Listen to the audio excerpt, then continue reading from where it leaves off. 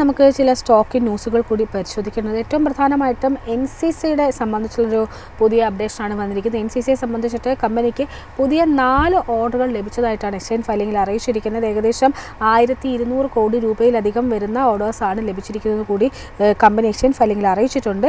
ഇനി ഓഹരികളിലേക്ക് എത്തുകയാണ് എന്നുണ്ടെങ്കിൽ തുടർച്ചയായിട്ടൊരു സെല്ലിംഗ് പൊസിഷനാണ് NCCയിൽ കാണാൻ സാധിച്ചിരിക്കുന്നത്. 2025 മാത്രം വളരെ ശക്തമായിട്ടുള്ള ഒരു സെല്ലിംഗ് പൊസിഷൻ നേരിട്ടിട്ടുള്ള ഒരു ഓഹരി കൂടിയായിരുന്നു.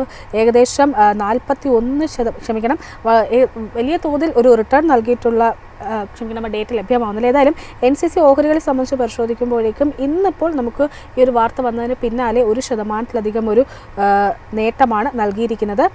2025 കണക്കുകൾ മാത്രം പരിശോധിക്കുമ്പോൾ 41% നെഗറ്റീവ് റിട്ടേൺ ആണ് NCC ഓഹരികളിൽ ഉണ്ടായിരിക്കുന്നത്.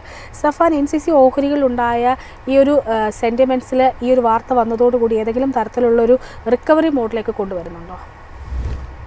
ഇല്ല, ഈ ഒരു 1.35% മുന്നേറ്റം വെച്ച് ഒരു ട്രെൻഡ് കൺഫർമേഷൻ ലഭിക്കില്ല എന്നതാണ് പല അനലിസ്റ്റുകളും അഭിപ്രായപ്പെടുന്നത്. കാരണം 4 നവംബറിലെല്ലാം ഈ ഒരു ഓഹരിയിൽ വോളിയം ബേസ്ഡ് ഡിസ്ട്രിബ്യൂഷനാണ് 215 എന്ന സപ്ലൈ സോണിൽ ഫോം ചെയ്തത്. അതിനെ തുടർന്ന് കണ്ടിന്യൂസ് സെൽ ഓഫ് ആയിരുന്നു ഈ ഒരു ഓഹരിയിൽ കാണാൻ സാധിച്ചിട്ടുണ്ടായിരുന്നത്. അതുകൊണ്ട് തന്നെ ഒരു ട്രെൻഡ് കൺഫർമേഷൻ ലഭിക്കണമെങ്കിൽ ഈ ഒരു മുന്നേറ്റം സസ്റ്റെയിൻ ചെയ്യണം. അതായത് 215 എന്ന മേഖല ഹഡിൽ മറികടക്കണമെന്നാണ് പല അനലിസ്റ്റുകളും വിലയിരുത്തുന്നത്.